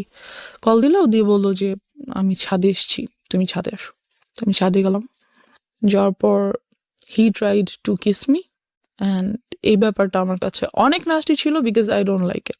বিকজ আমি ছোট থেকে ফিজিক্যালি অ্যাটাচড হওয়ার ব্যাপারগুলো আমার কাছে এতটাই ভয়ানক যে আমি এগুলো নিতে পারি না। সি অ্যাকচুয়ালি ও যখন শুরু করে তখনও বলছিল যে এবার শুরু হচ্ছে আমার ফল্ট। আমি মনে মনে ভাবছিলাম যে নো, এতক্ষণ ধরে যেই কজটা ছিল সেটার ইফেক্টটা শুরু হচ্ছে। So that is the thing, যে ওর পার্সোনাল লাইফে কত বড় ক্ষতি হয়ে গেছে যে ও ওই পার্টটাকে মনে করছে জীবনের সবচেয়ে বিভীষিকাময় পার্ট। এবং আমরা আজকে এই বিষয়টাকে খুব ওপেনলি এখানে ডিসক্লোজ করছি দুটো কারণে। এক, বাবা মা যারা আছেন, ফ্যামিলিতে যারা অভিভাবক আছেন, তাদের প্রতি আমাদের একটা বিশেষ মেসেজ হচ্ছে যে আপনি যাই করেন না কেন জীবনে, যত পয়সা আর্ন করেন, যত বেশি বিজি থাকেন, হোয়াট ফর, কেন করেন? বিকজ আপনার সন্তানরা তো এসে ওই লিগেসিটা ধরবে, বিকজ আপনার সন্তানদের জন্যই তো। তো সেই সন্তানকেই যদি আমি প্রপারলি বড় করতে না পারি, বা তার যদি একটা কমফোর্ট এনভায়রনমেন্ট আমি এনশিওর করতে না পারি, তাহলে এই পরিশ্রম, এই পয়সা কিসের জন্য? প্রথম কথা হচ্ছে এটা। সো এটার প্রায়োরিটি অবশ্যই জরুরি, এক। 2 নম্বর হচ্ছে যে যারা আজকে অ্যাডাল্ট না বয়সের দিক থেকে, এবং অনেকেই হয়তো বা শুনবে রেডিওতে, তাদেরকে বলবো স্পিক আউট, বলো। কারণ এটা একটা মেয়ের ঘটনা না বাংলাদেশে, এটা একটা শিশুর ঘটনা না বাংলাদেশে, এরকম অসংখ্য মেয়ে, অসংখ্য শিশু, অসংখ্য নারীর ঘটনা এগুলো। হ্যাঁ, কারণ কেউ স্পিক আউট করে না, আমাদের সোসাইটিতে এগুলোকে ট্যাবু মনে করা হয়। আমি বলতে চাই আজকের অনুষ্ঠান দিয়ে দ্ব্যর্থহীন কণ্ঠে যে তোমরা বলো, তোমাদেরকে স্পিক আউট করতে হবে। কিছুদিন আগে আমি দেখলাম সোশ্যাল মিডিয়াতে মিটু আন্দোলন হলো। মিটু আন্দোলন এটা অন্য একটা জিনিস, আমি যদিও এটাকে আমি মনে করি যে ইয়াস, এভাবে বলতে হবে, ডেসপার্টলি আসতে হবে। এবং সেই জায়গাটা থেকে আমি মনে করি যে পুরো দুনিয়াকে না জানালেও অন্তত ফ্যামিলিকে জানাও, ফ্যামিলি মেম্বারদেরকে খুব ডেসপারেটলি বলো। ও তো বলেছে, কিছু কিছু ক্ষেত্রে বলেছে, তারপরেও ওকে এতটা মানে হ্যাসল ফেস করতে হয়েছে। কিন্তু আমি জানি এরকম অসংখ্য শিশু আছে, অসংখ্য কিশোর কিশোরী আছে যারা কখনো স্পিক আউট করে না। সারাটা জীবন ধরে তাদের মধ্যে এটা ট্রমা হয়ে যায় এবং তারা সারাটা জীবন ধরে এটা বয়ে বেড়ায়। তো সেই জায়গাটা থেকে আমি রিকোয়েস্ট করবো সবাইকে, প্লিজ স্পিক আউট। ওকে, হ্যাঁ বলো তারপর। তো যেটা হলো যে আমার ওটা ভালো লাগলো না ব্যাপারটা, ওর বিহেভিয়ারটা। সো আমি টোটালি বললাম যে I am not liking your behaviour, so I am not going to be in a relationship with you anymore. So I broke up with him. Okay, just because of this reason. Yeah, because I don't like it. আমার কাছে relationship মানে কি, সম্পর্ক তো সবার সাথেই হয়। বাবা মা আমার একটা সম্পর্ক, বন্ধু বান্ধব আমার একটা সম্পর্ক, এটাও তেমন একটা সম্পর্ক। So I just don't like it. After that যেটা হলো, ব্রেকআপ তো হইলো, বাট ও তো এলাকার বড় ভাই, so it's not good for me. ব্রেকআপটা হয়তো আমার জন্য ভালো না। যেটা করলো, অলওয়েজ আমাকে ডিস্টার্ব করতেছে, রাস্তায় বের হতে পারছি না, বাজে কমেন্টস হচ্ছে, কি বলবো, এই আমার গায়ে ইট ছুটে মারতেছে, ওদিক থেকে রং দিচ্ছে গায়ের মধ্যে, বেরোতেই পারতেছে না রাস্তায়, কুকুর ছেড়ে দিচ্ছে পিছনে। What are all this just because I broke up with you? Why? আমাকে তোমার যেমন প্রপোজ করার রাইট আছে, আমারও তোমার প্রপোজাল রিফিউজ করার রাইট আছে। এটা তুমি করতে পারো না। এরকম কিছুদিন যাওয়ার পর যেটা হয়, আমার যে বেস্ট ফ্রেন্ড, ও যেটা করে, আমাদের কিছু বাচ্চা কাচ্চা নিয়ে এলাকার কিছু সিনিয়র পার্সনদের কাছে যায় অ্যান্ড এই ব্যাপারগুলো বলে, রিকোয়েস্ট করে যে এই গ্রুপটা খুব মেয়েদেরকে খুবই, অথচ মেয়েদেরকে কিছু না, আমি একা এগুলো ফেস করছি, খুব বলে যে ওরা এরকম করছে, প্লিজ আপনারা ওদের বিরুদ্ধে কিছু একটা করেন। যাই হোক, তো সামহাও ওই ছেলেটা মেবি এরিয়া চেঞ্জ করে অন্য কোথাও বাসা নিয়ে নেয়। এবার যেটা হয়, আমাকে একটা ছেলে প্রপোজ করে, প্রপোজ তো না ঠিক, ব্ল্যাকমেইল করে for to be in a relationship with him. Like ওর বাবাও একজন অ্যাডভোকেট অ্যান্ড ওর আম্মু হাউস ওয়াইফ, ওর বড় দুটো বোন আছে, দুজনেই এডুকেটেড। বলতে গেলে ওর ফ্যামিলিটা খুব ভালো, বাট ও জানি না কেন এমন হয়েছে, সম্পূর্ণ বিপরীত এবং বিকৃত মস্তিষ্কের একজন মানুষ আমার মনে হয়। বিকজ ও যেটা করতো, আমাকে প্রপোজ করে কয়েকবার, আমি বারবার রিফিউজ করে দিই, because he looked so ugly first, second his behaviour was so nasty, so I didn't like him at all. সব থেকে বড় কথা হচ্ছে, অলওয়েজ এলাকায় আমি যখনই বেরোতাম দেখতাম সিগারেট খাচ্ছে, এটা আমার অনেক অপছন্দ ছিল ওই টাইমটাতে। So I refused his proposal. একদিন যেটা হলো, রিক্সা দিয়ে যাচ্ছি, চলন্ত রিক্সা লাফ দিয়ে উঠে পড়লো, you have to accept my proposal anyhow. মানা করে দিলাম। ফোন করেছে, কোথায় তুমি? আমি কোচিংয়ে। বেরোও, আমি রাস্তায় দাঁড়িয়ে আছি। বেরোয় দেখি মেইন রোডে রাস্তার মাঝখানে দাঁড়িয়ে আছে, আমি মরে যাবো তুমি যদি আমার প্রপোজাল অ্যাকসেপ্ট না করো। I was like, let him die. I was like what ever.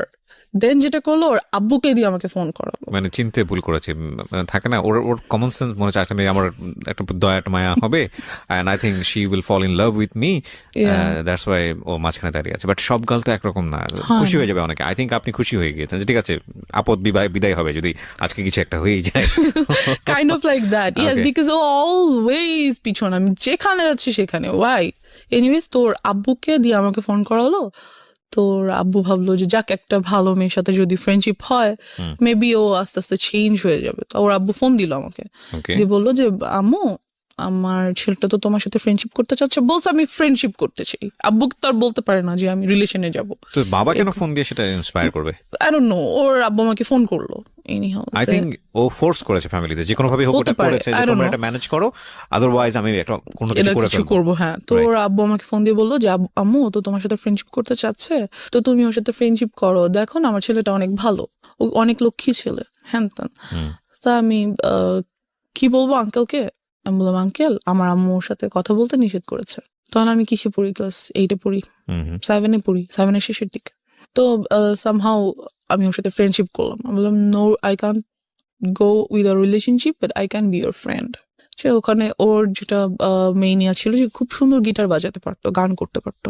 তো ছেলেটা বেশ ভালো বন্ধু হয়ে ওঠে আমার। মানে you was serious about him? No, আমার ফ্রেন্ড হিসেবে দেখা করে, দ্যাটস ইট। যে আমার বন্ধু, কারণ আমি মেইনলি আমার আব্বুকে সবকিছু বলেই করার চেষ্টা করি, ভেরি গুড, যতটুকু সম্ভব, যতটুকু পসিবল, কাজ আমার আব্বু তো অলওয়েজ বিজি থাকে। যাই হোক, তো একদিন অফিস থেকে আসার সময় আমাকে ফোন করে যে তুমি কোথায়? তো আমি তো কোচিংয়ে ছিলাম সন্ধ্যায়, সেখান থেকে গান বাজনা করতে যাব এমন কিছু, বা আড্ডা দিতে যাব। তো আমি আম্মুকে বলি, আম্মু আমি অমুক জায়গায় আছি, তুমি আসো। তো আম্মু আসার পর আমি সবার সাথে মিট করাই, নট ওর সাথে দেখা করাতে হবে, সবার সাথে দেখা করাবো, বন্ধু বান্ধব সবার সাথে। তো বাট আমি ওর সাথে পরিচয় করিয়ে দিই আম্মুকে স্পেশাল ভাবে, আম্মু এটা আমার বন্ধু, তো ওর কাছে মনে হয় যে no she is so serious about me, আম্মুর সাথে আমাকে পরিচয় করে দিছে, তার মানে তো শেষ আমি। অ্যান্ড ও এমন কোনো ছেলে ছিল না যে খুব কারো ব্যাপারে সিরিয়াস হয়ে যেতে পারে, এমন কেউ ছিল না। সো আমাকে ফোন দেয় সন্ধ্যা পরের দিন সকালে, ওকে, ফোন দিয়ে বলে দ্যাট আমি তোমার সাথে আর কোনো রিলেশনশিপ রাখবো না। তোমার আমার মধ্যে তো কোনো রিলেশনশিপ নাই, okay, we are just friends. Right, যে whatever I am ditching you, you are dumped by me, এমন কিছু। লাইক তুমি কি আমাকে ইনসাল্ট করার জন্য এটা বলছো? যেটাই ভাবো, তুই আমাকে আর নেক্সট টাইম কল দিবা না, আমার সাথে কোনো কন্ট্যাক্ট করার ট্রাই করবা না, দ্যাটস ইট। আমার এত বিরক্ত লাগে যে ওয়াই ডিড আই ডু, তুমি আমার জন্য পাগল ছিলা, রাস্তার মাঝখানে যে দাঁড়ায় থাকতাম, যে রিলেশন করি, এখন হঠাৎ করে বলতেছো আমি তোমার সাথে আর কল না দিই। কি করছি আমি? আমার ফল্টসটা কোথায় আমি বুঝতেছি না। দেন হোয়াটএভার আমি ওটা বাদ দিয়ে দিই। একদিন যেটা হয়, খবর আসে যে ওকে অ্যারেস্ট করে ফেলা হয়েছে because he was dealing drugs. Okay, তো ওকে পুলিশ অ্যারেস্ট করে, এই অবস্থায় রেড হ্যান্ডেড ওকে অ্যারেস্ট করা হয়। ওকে। সো কোন ক্লাসে ছিলেন আপনি তখন? তখন আমি 8-এ পড়ি। ক্লাস 8 পড়েন। ও কোন ক্লাসে পড়ছিল? ও maybe intermediate or something like that. যাই হোক, তো আমি ওর আব্বুকে ফোন করি যে আঙ্কেল এরকম এরকম এটা হয়েছে, হ্যান ত্যান। তো আঙ্কেল বলে যে না, আমি যাব না। যাই হোক গিয়ে বলছি, আঙ্কেল আপনি আমাকে ফোন করে আপনার ছেলের সাথে ফ্রেন্ডশিপ করতে বলছেন, ও এত ভালো ছিল, তা আজকে ওকে পুলিশ কেন নিল? নিচ্ছে যখন আমি আপনাকে জানাচ্ছি, আপনি যেতে চাচ্ছেন না, এখন আমাকে কি করতে বলেন? আমি কি করবো? তোমার কিছু করতে, বাট ওর বন্ধুরা আমাকে বারবার ফোন করছে যাতে আমি 10,000 টাকা নিয়ে যাই। বুঝতে হবে আমি ক্লাস 8-এ পড়ি, আমার কাছে 10,000 টাকা কোত্থেকে আসবে? It's not possible for me. তো ওই মুহূর্তে আমি যেটা করি, আমার কানে 2টো দুল ছিল গোল্ডের, আমি এগুলো সেল করে দিই। সেল করে 9,000 something. Why you sell? Cause আপনার তো তখন অলরেডি ওর সাথে ব্রেকআপ তো বলে না, মানে একটা আমি দূরত্ব কথা তৈরি বলবো না বা সামথিং ঝগড়া, আই ডোন্ট নো। আমার কাছে কেন যেন মনে হচ্ছিল যে আমার ওকে ওখান থেকে নিয়ে আসা উচিত। ওকে, আমার মনে হচ্ছিল যে মেবি এটা আমার করা উচিত কোনো কারণে, এটা আমি ফিল করছিলাম। ওকে, যাই হোক, তো আমি সেল করি এটা, বাকি ওই টাকাটাই আমি ওর বন্ধুদেরকে দিয়ে দিই। তো ওকে নিয়ে আসে। দেন যেটা হয় যে ওর কাছে অনেকগুলো ড্রাগস প্রোডাক্টস ছিল, লাইক কিছু ট্যাবলেটস ছিল, pink, green, yellow, those are kind of ইয়াবা, আর কিছু আর বটল ছিল, ইনজেকশন মেডিসিনের যে বটল। পুলিশ পেয়েছে ওর কাছ থেকে? হ্যাঁ। নাকি ও আপনি পরবর্তী? না, ওগুলো ওগুলোর বাসায় ছিল। আচ্ছা। ওকে তো জামিন দিয়ে নিয়ে আসা হয়, বাসায় নিয়ে এসে। আপনি টাকা নিয়ে কোথায় যান? টাকা নিয়ে আমি কোথাও যাই না, ওর বন্ধুরা আমার বাসার সামনে থেকে এসে টাকাগুলো নিয়ে যায়। ওকে, আর ওকে নিয়ে আসে। আচ্ছা, এটা পরবর্তী কাহিনী। মানে আপনি নিশ্চিত ছিলেন না যে আসলে ওদেরকে পুলিশ ধরেছে কিনা? হ্যাঁ, আমি জানতাম, আমি প্রত্যক্ষ দেখিনি। Okay, see this is another thing. মানে এমনও তো হতে পারে যে ওরা আপনার কাছ থেকে টাকা নেওয়ার জন্য সিস্টেম করেছে। বলেছে, হ্যাঁ হতে পারে। জানি না কেন যেন আমার মনে হচ্ছিল যে আমার ওকে হেল্প করা উচিত, দ্যাটস হোয়াই আমি কাজটা করেছি। How did you sell your কানের দুল? কিভাবে সেল করলেন? আমার যে বেস্ট ফ্রেন্ডটা ছিল বললাম, ওকে বলেছি যে এটা আমাকে সামহাউ, এটা আমার আজকে রাতের মধ্যে আমাকে সেল করে দিতেই হবে। ও আপনাকে সেল করে দিয়ে দিয়েছে? আমাকে সেল করে দিল। আমি জানি না ও কিভাবে কার কাছে সেল করছে। মানে ও কখনো জিজ্ঞেস করেনি যে তুমি এটা কিছু জন্য সেল করছো? হ্যাঁ, জিজ্ঞেস করেছে। আমি বলছি যে don't ask anything, just I need to sell it, দাও। তো যেটা হয়, ওই ড্রাগস প্রোডাক্টস গুলো ওর বাসায় যেগুলো ছিল সেগুলো ওর একটা বন্ধু আমাকে এনে দেয়, যে ব্যাগ দেয় আর কি। পরে আমি খুলে দেখি এগুলো আছে। কি কিসের জন্য আপনাকে দেয়? আমার কাছে রাখার জন্য দেয় এবং বলে যে প্লিজ এগুলো তোমার কাছে কয়েকদিন রাখো, এই ব্যাগটা আমরা কিছুদিন পরে এসে নিয়ে যাবো।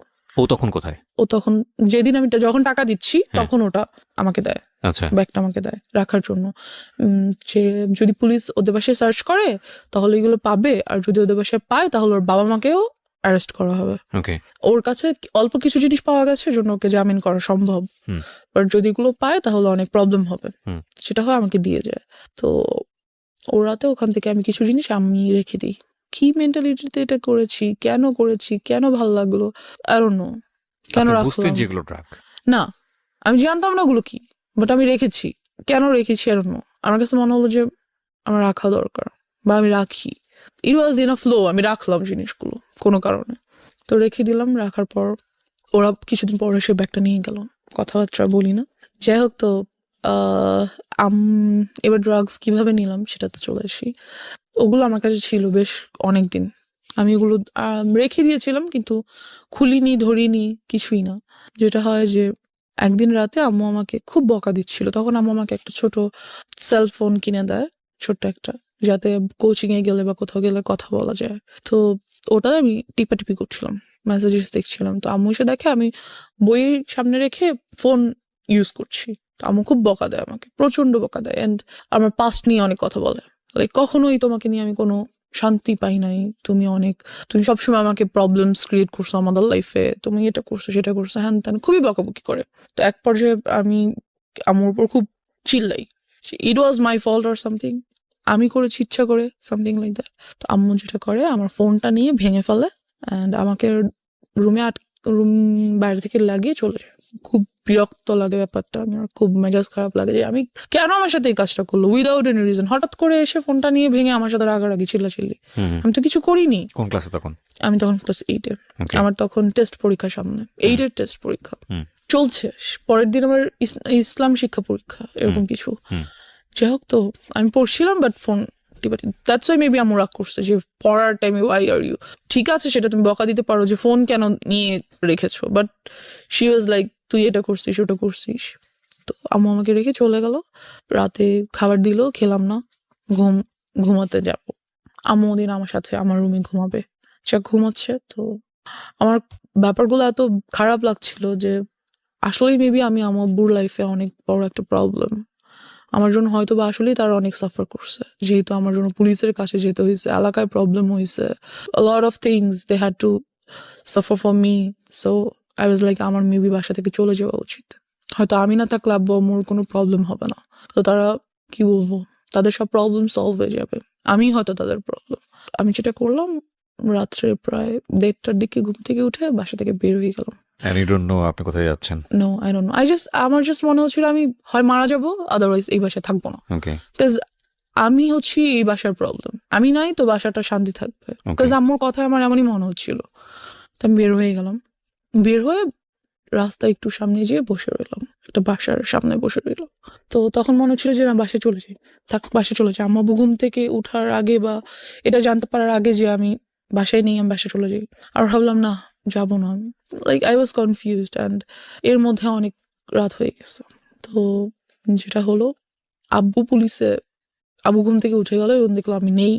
এলাকায় কিছু লোককে ফোন দিল, এক পর্যায়ে অনেক টাইম হয়ে গেল আর কি, প্রায় ভোর হয়ে এসছে। তখন আব্বু পুলিশকে ফোন করলো, আব্বু পরিচিত ছিল থানার পুলিশদের সাথে, তো ফোন করলো যে দেখেন কোথাও আছে কিনা। তো টহলদার যে পুলিশরা ছিল আমাকে পেলো অ্যান্ড বাসায় নিয়ে আসলো।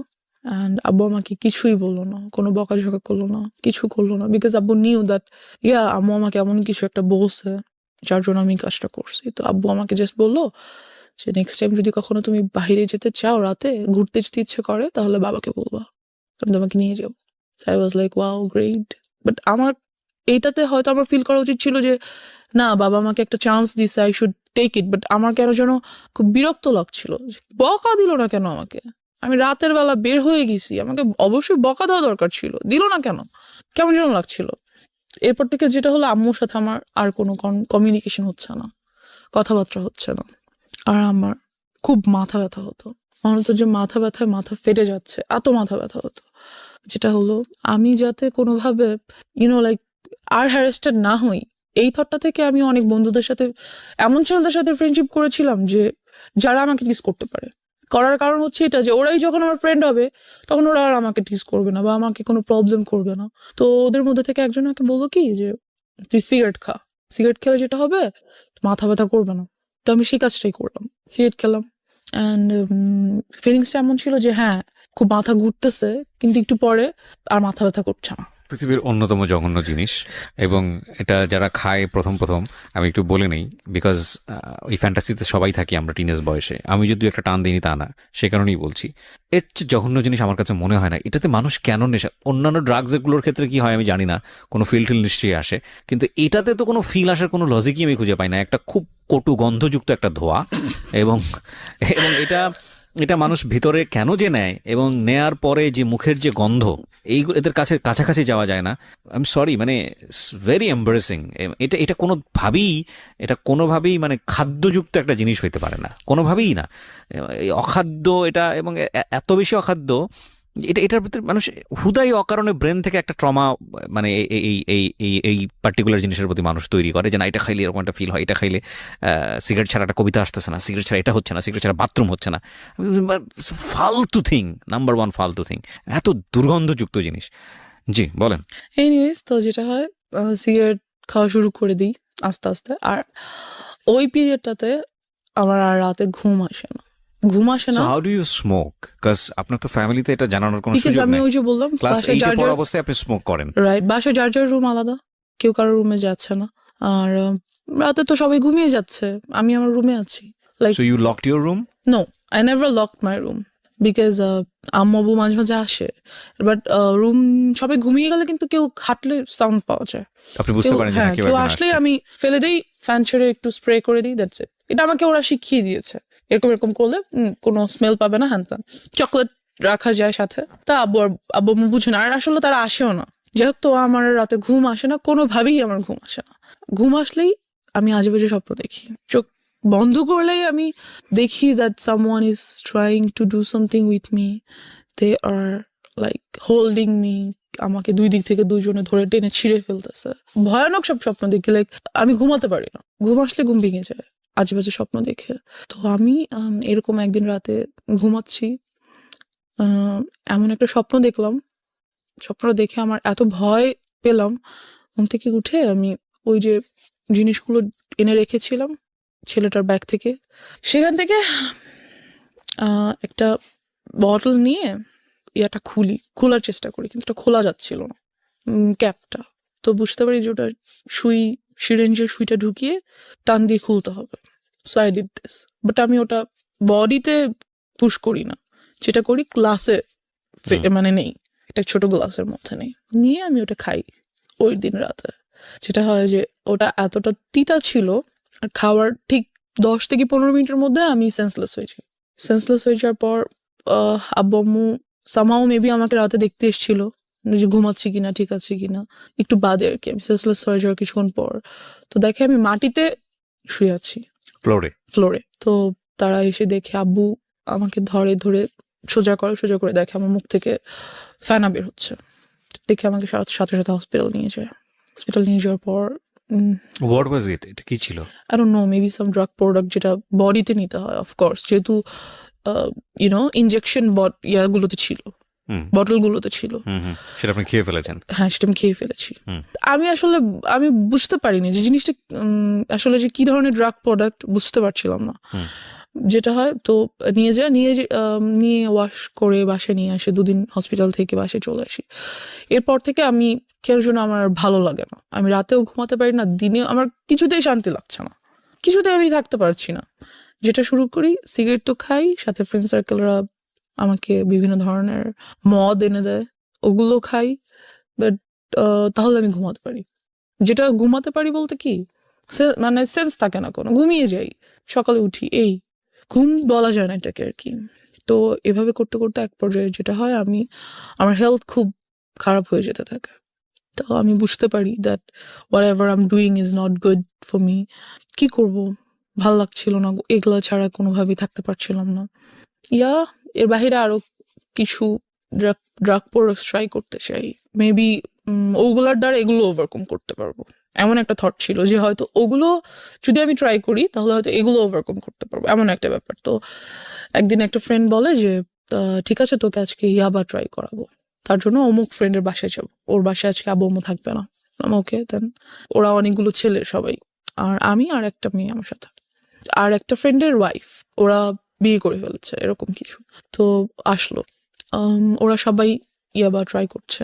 তো যখন আমার টার্ন আসলো আর কি, আমার কাছে খুব ভয় লাগছিল যে আমি কি আসলে এটা করবো, কারণ যেটা নেওয়ার সাথে সাথে আমি দেখতেছিলাম সবাই শুয়ে পড়তেছে, যেই এটা ট্রাই করতেছে শুয়ে পড়তেছে, লাইক সেন্সলেস হয়ে যাচ্ছে আর সামথিং, নেশাগ্রস্ত হয়ে যাচ্ছে। তো আমার খুব ভয় লাগছিল যে আমি কি আসলে এটা করব। তো ভাবলাম যে করব না, খুব ভয় পাচ্ছিলাম। ওখান থেকে চলে আসি সামহাও। তো ওরা আমাকে যেতে খুব মানা করে। তো ওদের মধ্যে থেকে 2জন অপরিচিত ছেলেও ছিল, ওরা নিচ্ছিল না, ওদের আমার আগে নেওয়ার কথা ছিল। 2টা কারণে আমি ভয় পেয়েছিলাম, ওদের আমার আগে নেওয়ার কথা ছিল, বাট ওরা নিচ্ছিল না। তো আমি ভাবলাম যে হয়তো হতে পারে যে আমাকে এজন্য এখানে আনা হয়েছে যে আমি ড্রাগসটা নিব, then they are going to do something with. আমার ব্রেনে শুধু এটাই কাজ করছিল। দ্যাটস আমি নিলাম না, চলে আসলাম ওখান থেকে।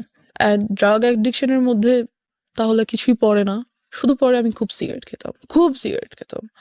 অ্যান্ড এলাকার সবাই এটা জানতো, আব্বুকে খুব বিচার দিত। তো একদিন আব্বু আমাকে সরাসরি এসে ধরার জন্য রাতে ঘুমায় না, বিকজ পাশের বিল্ডিং এর লোকের আব্বুকে এটা বলতো যে আপনার মেয়ে একদিন রাতের বেলা আমরা সিগারেট দেখি খায়, আমরা ব্যালকনিতে দেখি, বসে। হ্যাঁ ছাদে যেয়ে খায় বা বারান্দায় বসে খায়, আমরা দেখি। তো একদিন রাতে আব্বু ঘুমায় না, আমি সিগারেট খাচ্ছি, এরই মধ্যে আব্বু রুমে এন্টার করে। আমি আর বুঝতে পারি না, বিকজ ফ্যান চলছিল, আমি খেয়াল করি না, শব্দ পাই না। তো আব্বু এসে আমার সামনে এসে দাঁড়িয়ে he says, you have cigarettes? I say yes. কিছু করার নেই, আমাকে তো দেখে ফেলেছে। দেন হি সেইজ, আমাকেও দাও, আমিও একটু খাবো। বাবা কখনো সিগারেট তো দূরের কথা, আব্বু চাও খায় না, কিছুই খায় না, কোনো ধরনের আউট ভাত বা নর্মাল খাবার ছাড়া আউট কোনো কিছু বাবা খায় না। হি সেড, আমাকেও একটু দাও, আমি খাবো। কেন খাও, কি ভালো লাগে? বকা দেয় না আমাকে কোনো। তো আব্বু ওদিন সারা রাত আমার সাথে অনেক গল্প করে, তার লাইফ সম্পর্কে অনেক কিছু বুঝায়। দেন যেটা হয় যে আমি বুঝতে পারি, বাট সিগারেট ছেড়ে দেওয়াটা তো ইজি না, and I couldn't do that. তো আমার যে বেস্ট ফ্রেন্ডের কথা বলছিলাম, সবই জানতো মোটামুটি। এক পর্যায়ে আমাকে প্রপোজ করে that yes, I like you so much and I think you must be my ও জানতো যে girlfriend. আপনার এই আদ্যপান্ত সব জানতো? হ্যাঁ, ও সব কিছু জানতো, ও ছোট থেকে আমার সাথে ছিল। And আপনার এই ধরনের অ্যাক্টিভিটিসে আপনার পড়াশোনায় কোনো ক্ষতি হতো না?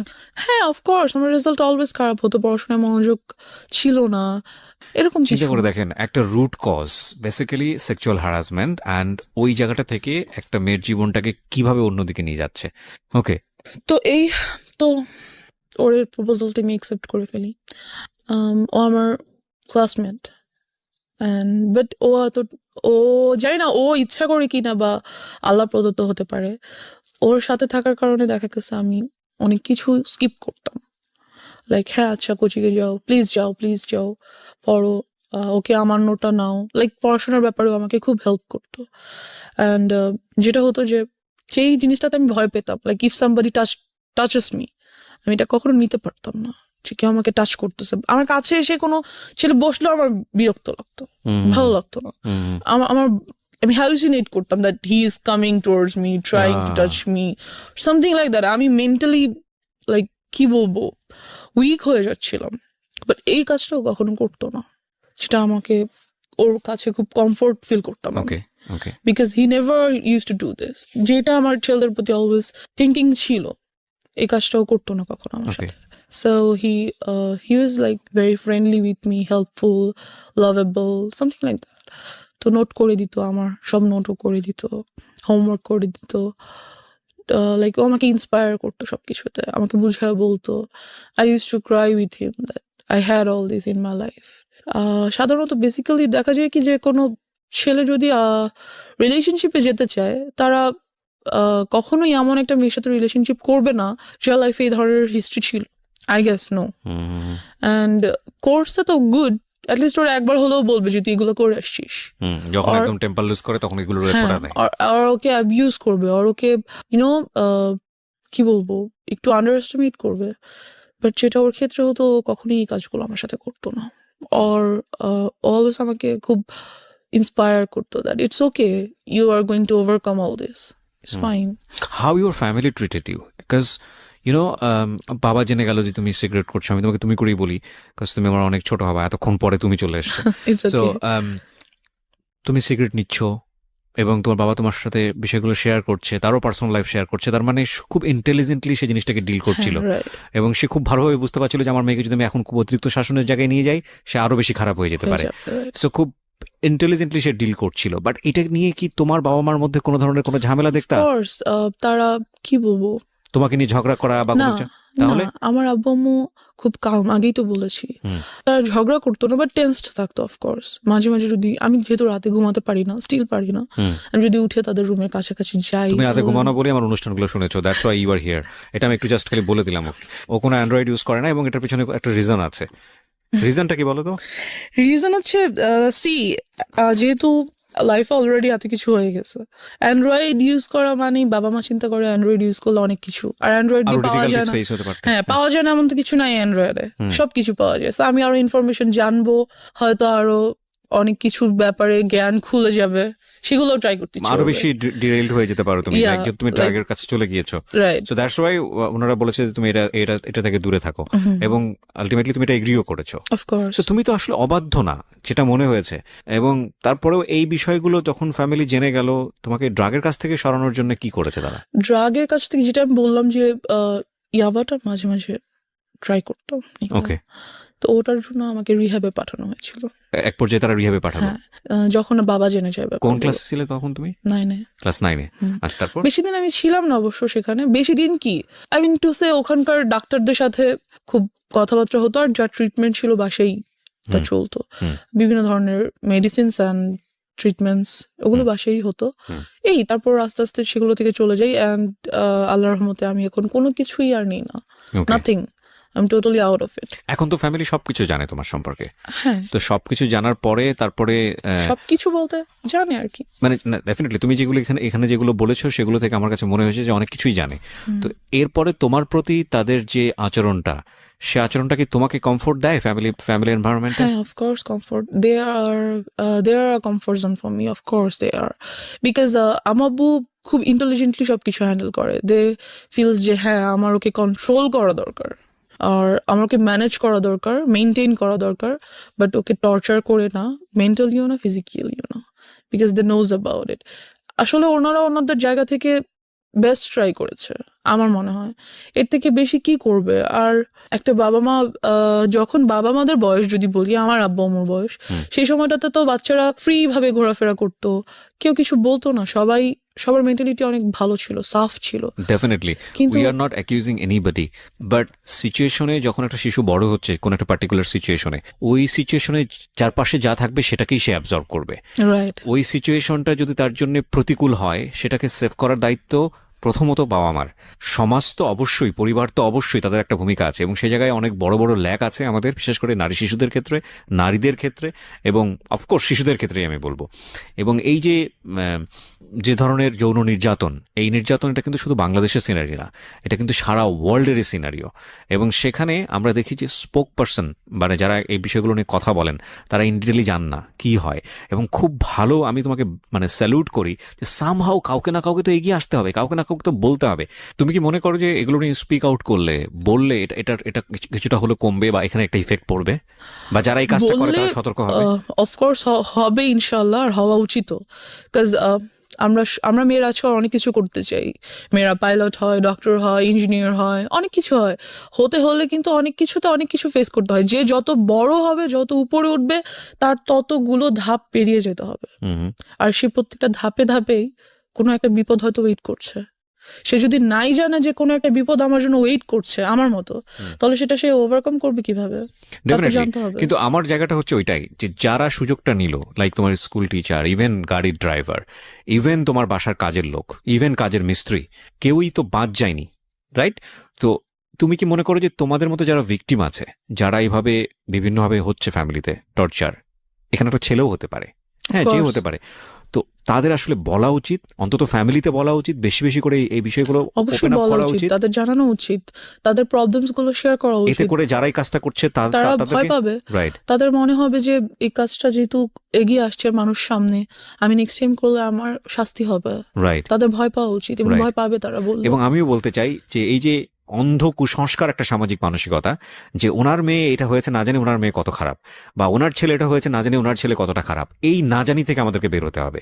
Of K course. কি মনে করলো না করলো, সেই জায়গাটায় যদি কোনো ইনজাস্টিস থাকে, এবং সেই ইনজাস্টিসটাকে আপনি নিজের সম্মানের জায়গাটা থেকে যদি মনে করেন যে ওকে আমি এই ইনজাস্টিসটাকে মেনে নিচ্ছি নিজের সম্মানের জায়গা থেকে, ফাইনালি আপনার সম্মান থাকে না আসলে, এটা কোনো না কোনোভাবে এটা কিন্তু আপনি হ্যারাসমেন্টের শিকার হচ্ছেনই। So you are right now 19, এবং আমি মনে করি যে জীবনে আরো অনেক অনেক অভিজ্ঞতা সামনে আছে, অ্যান্ড ইনশাল্লাহ it will be positive for you.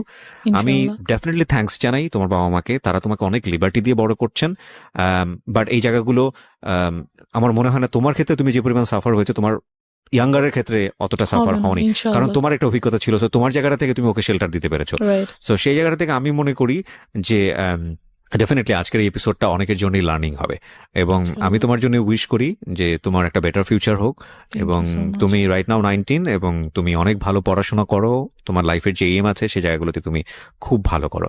আর দিন শেষে যাই কিছু করি না কেন আমাদের একটা জিনিস মাথায় রাখতে হবে, we live in the society, we live in the family, এবং আমাদের যে প্রবলেমগুলো আছে সেগুলো হয়তো আমাদের কিওর করতে হবে, but we can deny our society, we can deny our family. So বাবা মা যাই কিছু করুক না কেন, যেটাই কিছু করুক না কেন, তারা আমাদের বেস্ট গিফট আমাদের দুনিয়াতে, এবং we have to respect them. এটা হচ্ছে শেষ কথা। So thank you so much আমার এখানে আসার জন্য। Wish you best of luck. Thank you so much.